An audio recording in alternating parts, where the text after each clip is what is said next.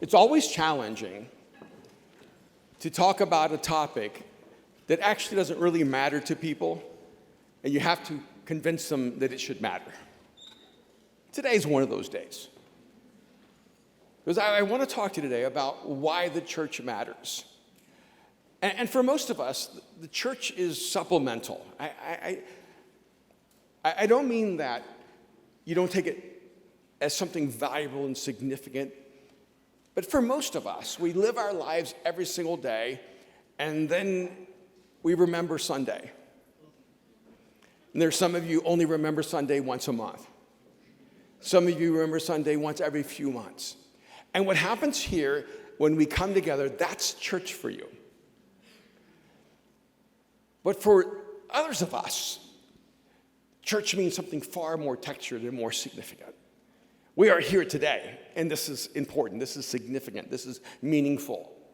But tomorrow, when all of us are dispersed, 25 of our community are going to North Carolina to work in the Blue Ridge Mountains, helping people who've been devastated by the hurricane and the natural disaster that has destroyed not only their homes, but their lives.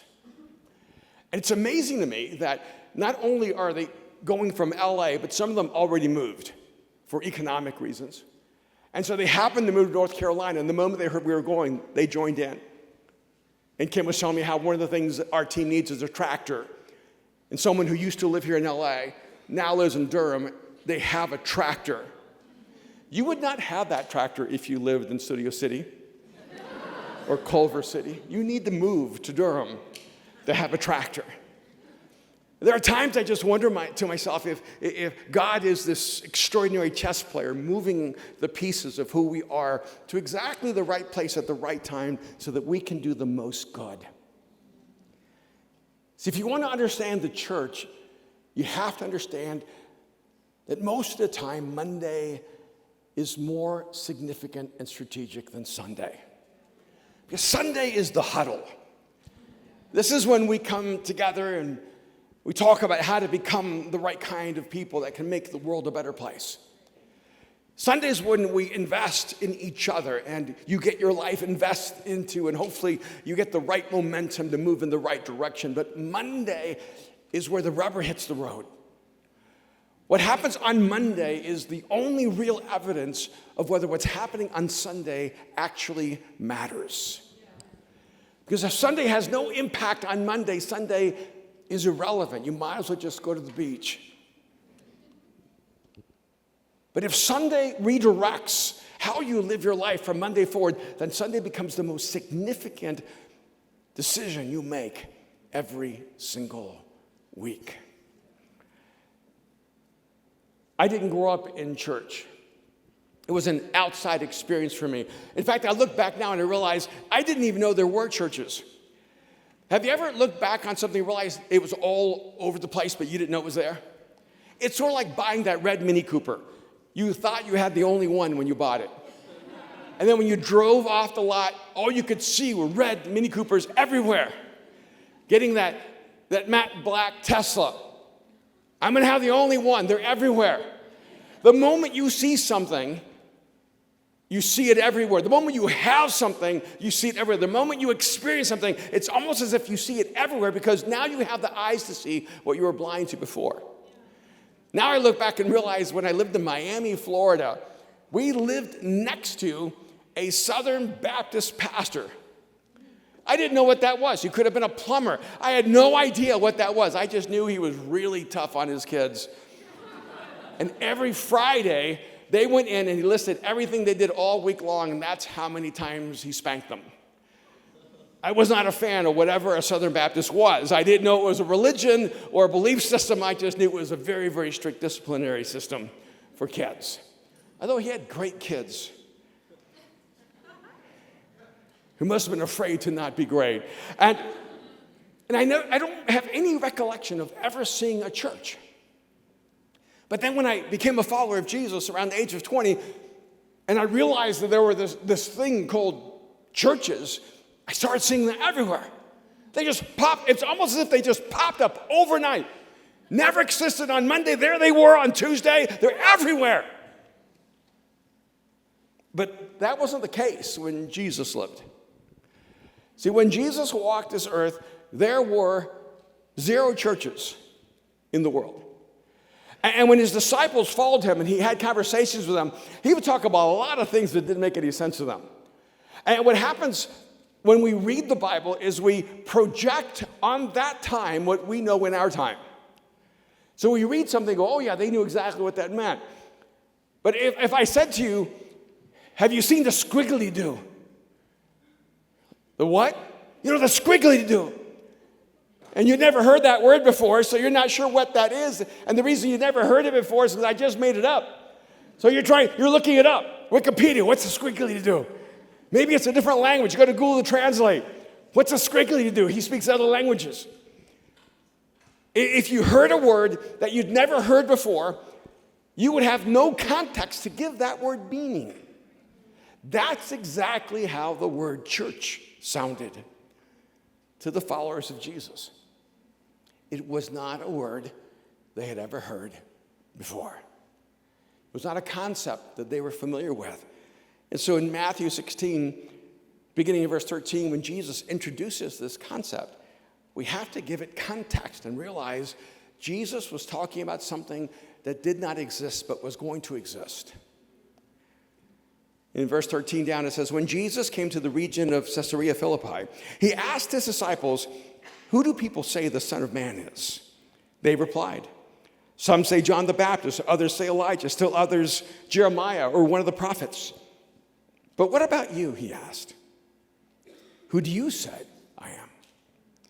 Simon Peter, who always got it wrong but always went first. Simon Peter answered, you are the Messiah, the Son of the living God. Jesus replied, blessed are you, Simon, son of Jonah, for this was not revealed to you by flesh and blood, but my Father in heaven. In other words, Simon, you finally got one right.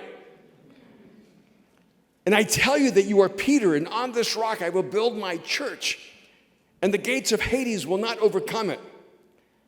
I will give you the keys of the kingdom of heaven. Whatever you bind on earth will be bound in heaven. Whatever you loose on earth will be loosed in heaven. Now, this conversation leading up to this was really pretty fascinating. They've been traveling with Jesus. They've been watching Jesus teach and observing him perform miracles. And I imagine their brains were just absolutely being stretched to the max and wondering, who is this? And there are certain stories that fit the narrative. And when Jesus taught, when he healed, and when he brought in the poor and the outcasts, there were narratives that would make them think, maybe this is the Messiah. And as Jesus was teaching and helping them understand who he was, that would be confirmed time after time after time. But then Jesus says, who do people say that I am? And they knew right away, because we all love to talk. And so Jesus, we want you to know it's great news. They say you're John the Baptist. By the way, that's a compliment. I mean, John was extraordinary. He was seen as almost the reinstatement of God speaking to his people. They said, John the Baptist. Others say Elijah. You're the prophet Elijah. Others say you're Jeremiah or one of the prophets. Every one of these were an incredible compliment. It's sort of like if I said, to the boys, who do people say that I am when I play basketball?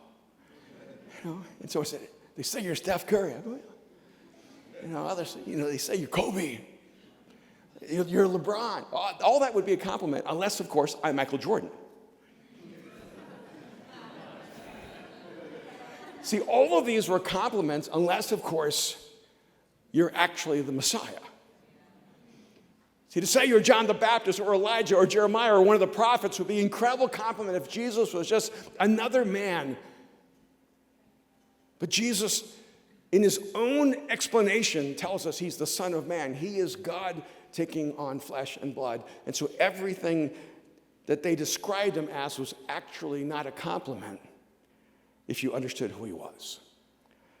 And then Jesus presses them. And by the way, this is the question that all of us need to answer. When Jesus says, who do you say that I am? That's really the basic question that every one of us need to answer about Jesus. Not who did your parents say Jesus was, or or who did your professor say Jesus was, or who did your pastor say Jesus was, but who do you say Jesus is? And Simon Peter understood that this was a directly intimate question. He said, you are the Messiah. And when Peter says this, what he's actually saying to Jesus is that you're the fulfillment of every promise that God has given us about how he's going to set us free. You're the Messiah. You're the Christ. You're the Son of the living God. And I don't know if Simon understood the full implications of that statement when he says you're the Son of the living God. He's saying you are the manifestation of God himself. And so Jesus says, Simon, you got it right, but you cheated. This was not revealed to you by flesh and blood, but my Father in heaven. But then he goes on and he adds this.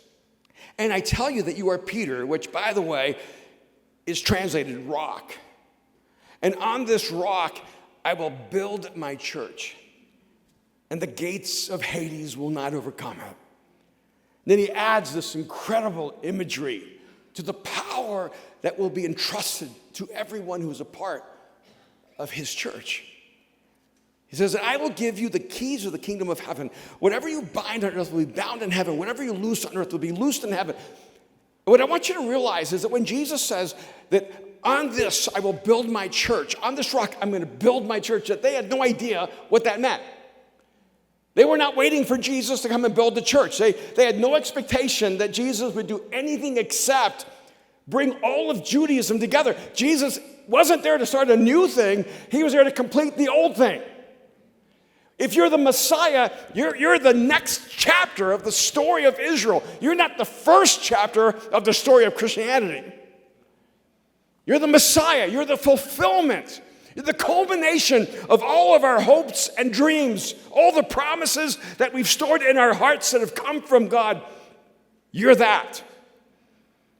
And then Jesus says, and on this rock I will build my church. And if you're Peter and the disciples are like, what?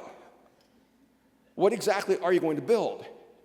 And then this word church has this interesting dual interpretation. Because the word ecclesia actually means called out ones, and it's very interesting to me how people translate that or interpret that. Some people say, you see, the ecclesia, the church, is the called out ones. You're supposed to be called out from the world so that you're not a part of that mass of humanity. So you're called out, you're separated. And other people say, no, you're the called out ones. It means you're called out into the world. You're supposed to go into that mass and reveal your difference in the mass. I actually think you can predict what churches are like in relationship to the rest of humanity by how they understand this word. But however we understand it, what Jesus is actually telling us is that he has an idea that none of us have. It's called the church. So I want you to know very clearly, the church is not my idea. It's not even my preference. I mean, you think it would be, right? Because here I am. But you guys are exhausting. Right? You ever just have days like, I don't really need people? Because here's the thing. You ever tried to manage your own life? Your own crisis? Your own pain? Your own disappointment? Your own bad days? If you have 365 friends, you have the potential of having 365 bad days. Because you don't just pick November 11th, where all of us are going to have a bad day together. The rest of the days are going to be good. That's how we're going to stay friends. But on November 11th, we all get to be a tragedy. On November 11th, you can tell me that your boyfriend dumped you. On November 11th, you can tell me your boss fired you. On November 11th, you can tell me that you're having physical or emotional or mental or psychological or spiritual problems. It's only on that day. The rest of the year, you got to be good to go. Or you can't stay. But it's not like that. See, the moment you have people, it gets messy. And the moment you choose this thing called church, you now become a part of everyone's communal experience. I cannot tell you what it's like over decades and decades of life to carry the pain of people you love and then decide we're going to love some more people. Because every person you add into your circle of concern adds the potential to carry the weight of life. This isn't my idea. It's not even always my preferred idea. It's Jesus' idea. I just want to propose to you why I think it's so important to God that we would understand that the church matters. And it doesn't just matter for someone else. It should matter to you. It should matter for you. It's because it's through the church that God brings us together. You ever notice how a lot of times when we talk about our spirituality, especially when people say, I'm spiritual, usually when people are spiritual, it means they're isolated. I'm not religious, I'm spiritual. Because religion is bad, by the way, spiritual is good. Let's just be very clear, right? The problem, though, is that everything, quote, religious is thrown into the people category. And everything spiritual is thrown into it's just me category. And if your spirituality is simply a way for you to avoid human connection, it's not very spiritual.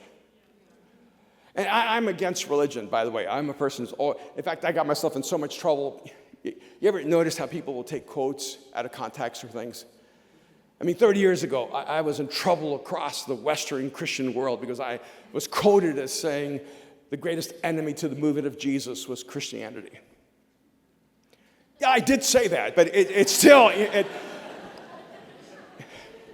didn't have to quote it over and over and over and over again. And the reason is because I was shocked that we had taken on such a religion. Because the religion actually puts the ritual over the relationships. See, the church matters because it's how God brings us together. Now, this is really important because God doesn't need the church to connect you to him. And by the way, you don't need Mosaic to connect to God. You need Jesus to connect to God. And so when someone says to me, yeah, but the church's not essential. I don't need the church to connect with God. I go, you got me. You just need Jesus to connect to God. And so I don't want to confuse that. But the problem is this. While Jesus was still walking on this earth, talking to his disciples, he said, I'm going to build the church. And if you do not need the church to connect to God, why would he build the church? Except that his goal wasn't simply to connect us to himself, but to connect us to each other, which he knew would be the really hard work. I mean, if you're here and you do not yet believe in God, let me tell you, it's not hard to believe in God. All you have to do is see God for who he really is. You ever noticed, we don't really have like a pure definition for beauty, but we just know it when we see it, right? You don't usually have like divided opinions on, wow. You know what I mean? Right? We all know. We all look at George Clooney. Even guys go, wow. Yeah. You know? There are just certain things, like Brad Pitt. You're like, yeah. I don't even have to explain to you. I don't have to break down Brad Pitt to convince you that he's Brad Pitt. You just go, yeah, he is. Wow. I'm only picking men to save my marriage. But I want to be very, very clear. There are people you look at and you don't have to argue about whether they're beautiful. You may have to argue about whether they're kind or whether they're good, but not beautiful. See, the only thing you need to actually come to believe in God is for you to see God for who he really is. And the hard work we have to do is to remove all the false images of God that we have created through our choices representing God. And if I've distorted how beautiful God is to you, I really want to apologize. Because we humans are imperfect. And we never give you a perfect picture of God. What's really hard is not to convince us to love God. It's really hard to convince us to love each other. Because if you look at people for who they really are, it's not the same outcome with God. You go, oh, wait a minute. You're messier than I thought. You ever meet someone, you go, oh, wow, he's awesome. And you know why he's awesome? Because you do not know him. Right? Wow, she's perfect.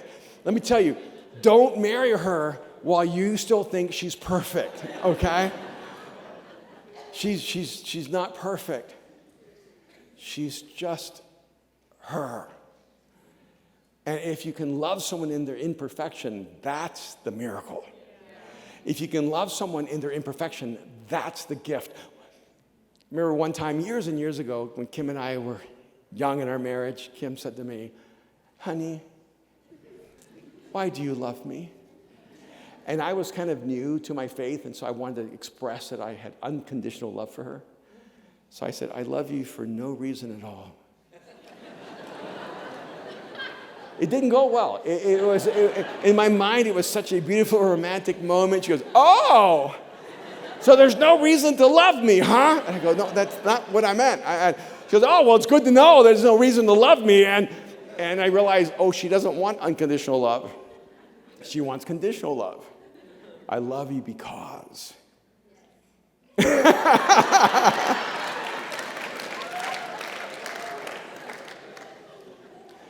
See, where love becomes transcendent is when you finally can see someone for who they really are and you still love them without condition. And that's the miracle of the church. When people say, well, it's just so many, I don't go to church because there's too many hypocrites in the church. We go, of course there are. And you're welcome to make it one more. I mean, we are. It's like, I don't do church because, people let you down. Of course they do.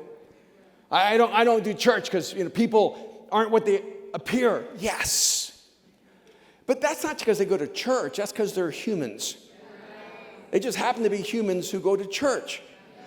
If you go to Blue Bottle, get to know people there, eventually go, I won't go back to Blue Bottle. Everyone there is a hypocrite. No one there is who they really seem to be. But you don't give up on coffee, do you? Go to Pilates? I'm not going to do Pilates anymore because they're not really who they are.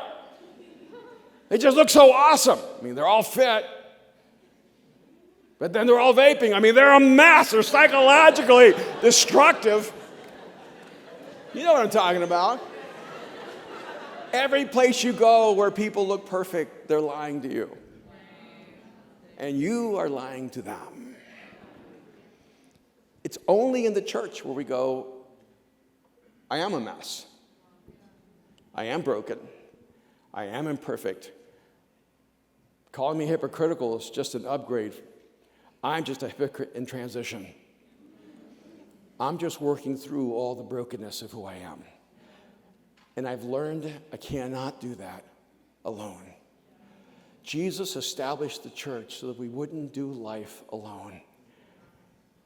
It's through the church that God brings us together. And if I could just give you a theological framework for life that isn't too negative, life can really suck. It can really be bad. It can really be painful. It can be so full of disappointment. It can be full of pain. The people you love can disappear in a blink of an eye. What you thought you'd always have can be lost in an instant. And if you try to do that alone, it's going to crush you. Jesus established the church not for himself, but for us, so that we could do life together. But he also established the church so that we could more fully experience God. There's something beautiful. How many of you, I'm just curious, would call yourself an introvert? Raise your hand. Wow, not as many of you as I expected. How many of you would call yourself an extrovert? Okay. How many of you would just never call yourself? Okay, I'm just curious, all right? If you're an introvert, And I am a very, very deeply, profoundly introverted person. I enjoy me. Is that the right way of saying that? No, I shouldn't say that. I just enjoy my me time. In fact, I realized one of the reasons I would stay up to 3 o'clock in the morning or 4 o'clock in the morning, it was the only time I had alone. I just would wait till everyone would go to sleep, and I love Kim with every fiber of my being, but even last night, she just decided, like, late at night to start talking. And I just love her, but she could have started talking like at 3, or 4, because once it starts getting to 11 or midnight or anything like that, that's me time. But she's just talking away about everything. I don't even remember. It was politics and other stuff, and I remember thinking to myself, wow, she's really talking.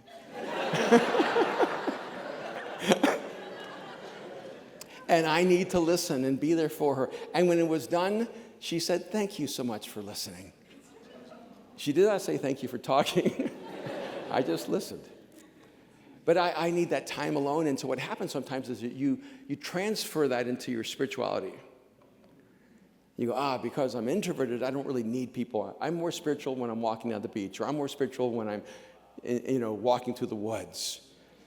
And this is not an either or proposition. This is a both and. You need to learn how to connect to God intimately, privately, personally, alone. Some of you don't know how to be alone. Some of you, when you try to pray for 3 minutes, it feels like 5 hours and you're in pain because you don't know how to enjoy reflection or meditation. And no wonder you're so stressed out. No wonder you're so anxious. No wonder you're self-medicated. If you do not learn how to be alone with yourself, you cannot face the challenges of life. A huge part of your spirituality, of your relationship with God, has to be you learning how to walk alone with God. But that is not an either or. It's a both and. You cannot fully experience who God is outside of community. It's insane to go, me and God, we just got it. We have our own understanding, our own relationship. It's just me and him. You and God are not equals. He is way bigger than you. The little tiny container of your brain, your soul, your mind, that universe inside of you is not big enough to experience the fullness of who God is alone. But when we come together, we become a larger container of his presence. Have you ever just noticed you could be having a terrible day, you could be so disconnected from God, you walk in and we get led in worship and all of a sudden you're just flooded with hope. You sing, you sound better when they're singing. Right? Like when Mariah or Robbie or Carlos is singing. I mean, when Carlos is singing, all of a sudden you're Puerto Rican too. But right? But the moment they're leading us in worship, we just connect at a deeper level. And they give us words to express our deepest emotions. And in those moments of worship, something transcendent happens. I actually think it's even true when you're opening up the scriptures and teaching.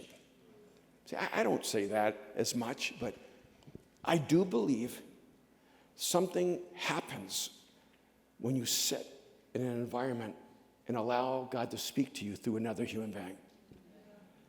And you know as well as I do, there are moments in our lives where God speaks to us through other people. And by the way, there's a reason for that. I might be taking just a little more time to listen to what God is saying to us than you might be for your own life. It's almost like sometimes I feel like I'm a messenger because you won't stop and open up your own mail.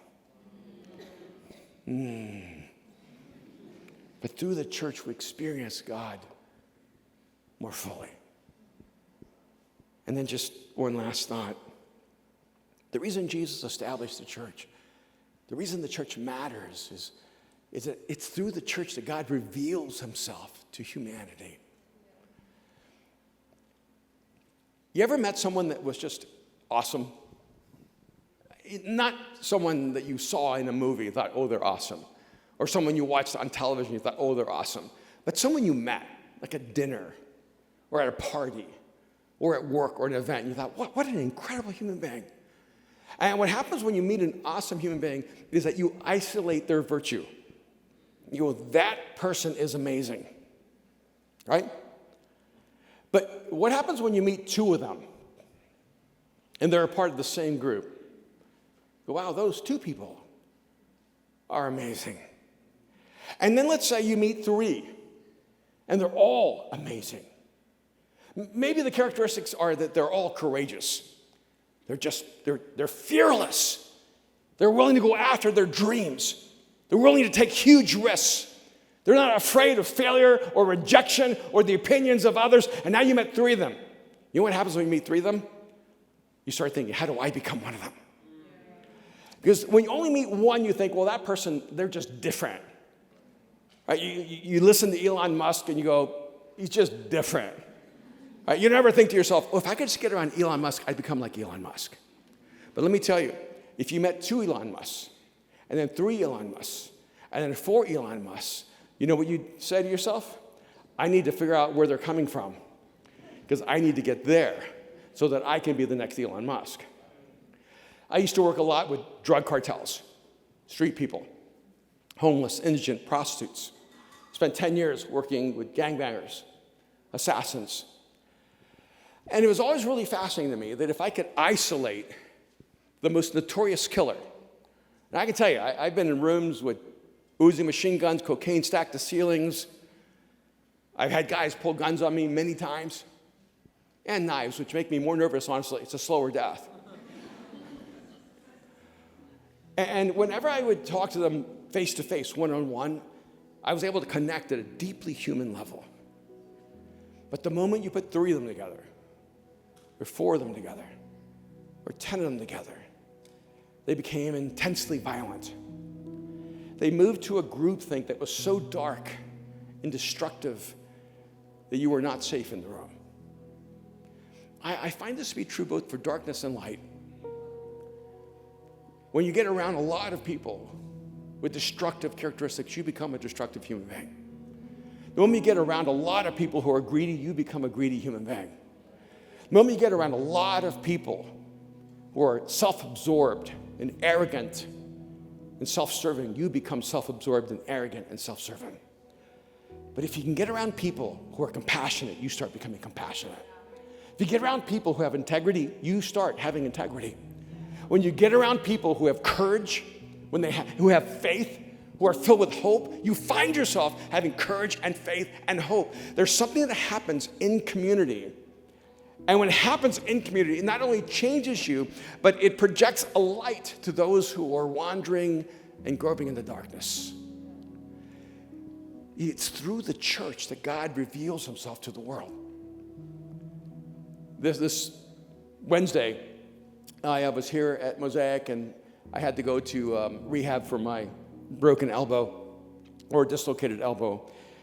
And I left here, and I said to Aaron and Austin on their team, I said, hey, do you guys want to get a cheeseburger? I just thought, I want a cheeseburger. You ever had that moment? I just want to get a burger, you know? I said, I got a few minutes before I go to work out for an hour. So they said, sure. I said, let's go. So I'm driving down La Brea, and Aaron is behind me in his car, but another car swooped in front of him, and next thing I know, bam, I got hit from behind. And I looked, and it was a black truck, and so I pulled over so they would pull over, and they saw a street, they took off. It was a hit and run. But Aaron and Austin, they're like bounty hunters. Instant reaction. Chased the guy down. I went down the other street to see if I could find him. They chased him down. Let him know in very poetic language that he was in real trouble. Because an accident is an accident, but when you leave the scene, it's a felony. He goes, I'm going back. And he goes, no, you're just going back because we caught you. And he came back, and then I came back. And they said, he's gone. So it's a hit and run. And I showed up, and the guy's frantic. Got his Dodger hat, so, I had to like him a little bit. But, and I heard from a distance Aaron saying, you're very lucky that he's a very kind man. Because he knew. And the guy's frantic. His wife's on the phone. Don't send him to prison. Don't send him back to prison. I think I heard back. And don't send him back to prison. Don't send him back to prison. And And then he showed me pictures of his daughter. This is what I gotta live for. This is what I gotta stay free for. And I'm going, wow, this is dramatic. This is like this is Breaking Bad, or Better Call Saul or something. And I looked at the guy and I said, this is a very good day for you, because I'm a person who's deeply devoted to Jesus, and I'm not going to send you to prison. Like, thank you, sir. And he's like a little shocked. I said, but I am going to make you pay for all the damage. It's very clear for me that Jesus wants you to do that. And,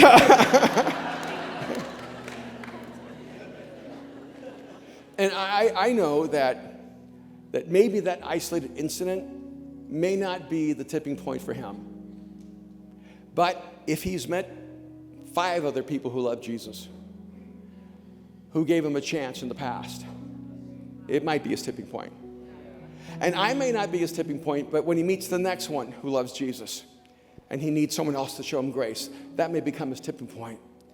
See, there are things that need to be moved in people's hearts that simply are too heavy for one person to move.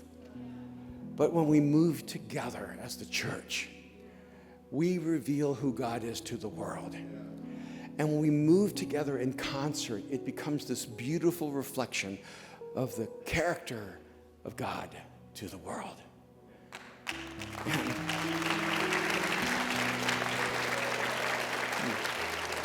And here's the thing that I just want you to think about for a minute.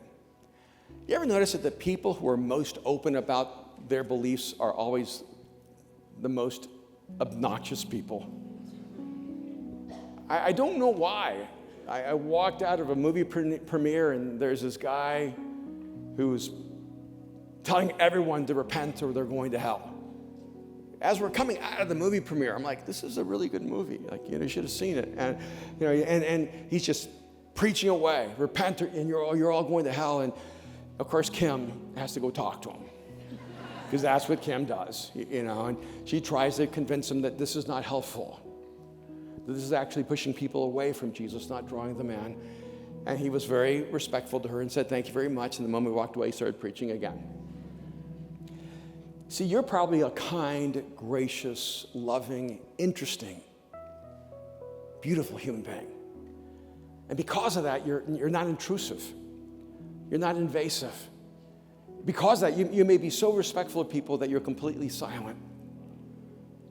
And so they don't know that people as awesome as you believe in God and have been changed by Jesus.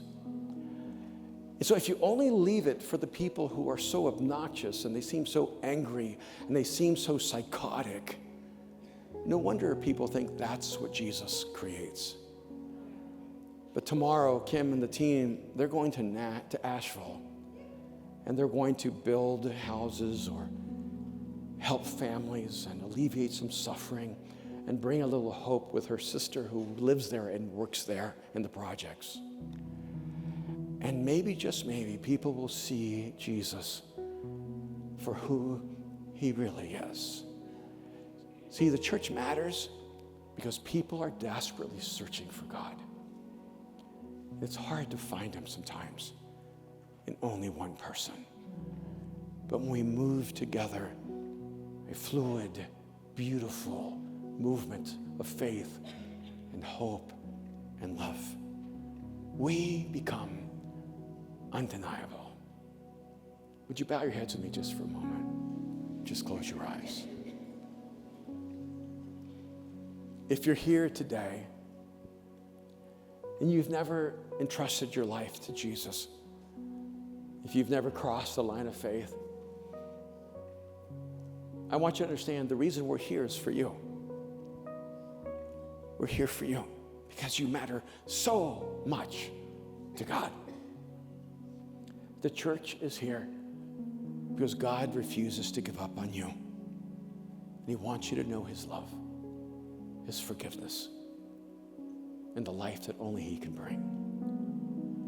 So if you're here and you've never given your life to Jesus, I want to lead you in a simple prayer. Jesus, I give you my life. That's it. Because that's the starting point. Jesus, I give you my life. Just tell him. Jesus, I give you my life. That's where life begins.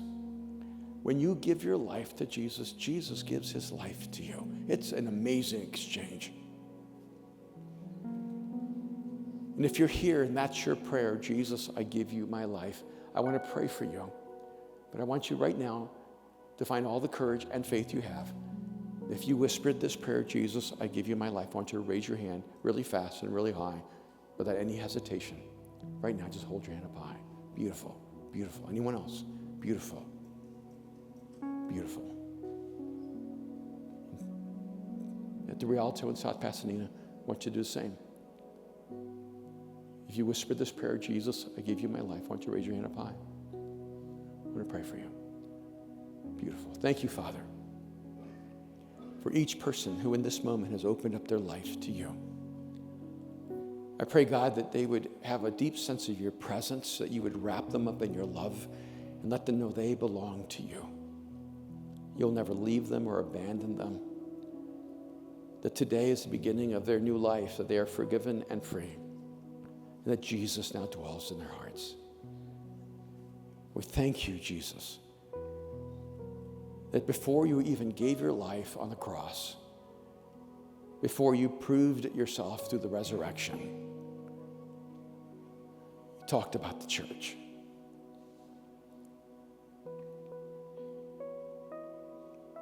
We're so grateful that this church matters to you because we matter to you. We pray in Jesus' name. Amen. Let's just thank God for all those who responded to him.